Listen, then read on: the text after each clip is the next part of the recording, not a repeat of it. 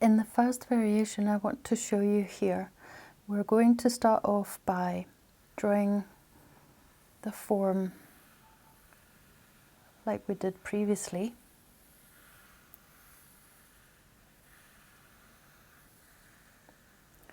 So that's the first form.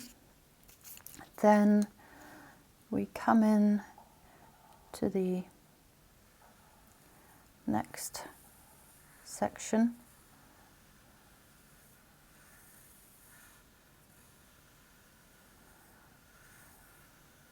With a similar line.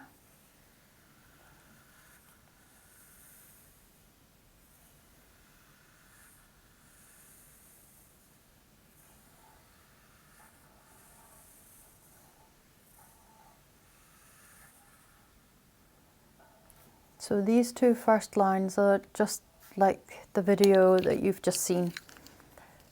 Then the next section here is a little bit different in that we come in from the bottom like when we were finishing, but this is not the last line. So this is, we come in from the bottom here, create an intersecting line, loop, and then we're looping out, in and out.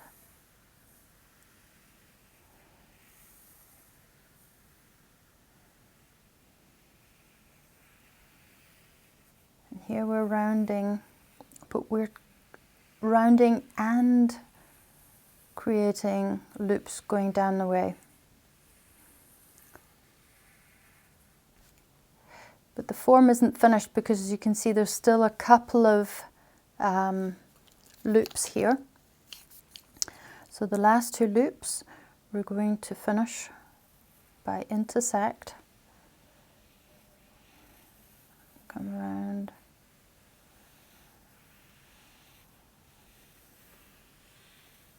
there we go. So this is actually a mirror of this line up here. The other line that you can take, or the other form that you can create, is one where you have not one loop at the top, but you have two loops at the top. So here we start off by creating a loop going down, and then a loop coming up. Loop going down, a loop coming up, and then a loop coming down. And then we round, come in from the top, and round, come in from the top, and round to meet up our line with our line. And then we want to intersect this line.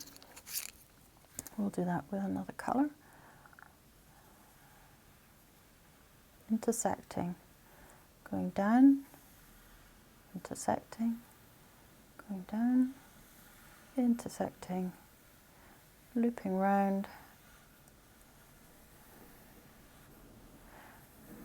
So this is another option for creating a form with three sets of lines with loops on them. Now, what you can do in order to make this more interesting is that you can, for instance, create a difference in the size of loops. So you could start off by creating a little loop, and then you come up, create a little loop, and then you go down to create a large loop, and you come up, create a little loop, and down, and create a little loop, and then you come around, and you intersect with a little loop, and you come around and intersect with a little loop, and come around and meet up with your line.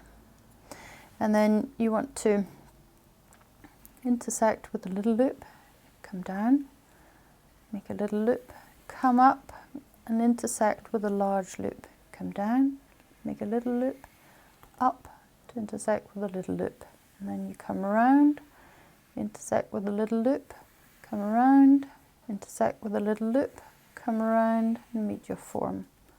So here you're creating a little bit more variance because you have a larger loop in the center. Of course, you could change it so that you also draw it with larger loops.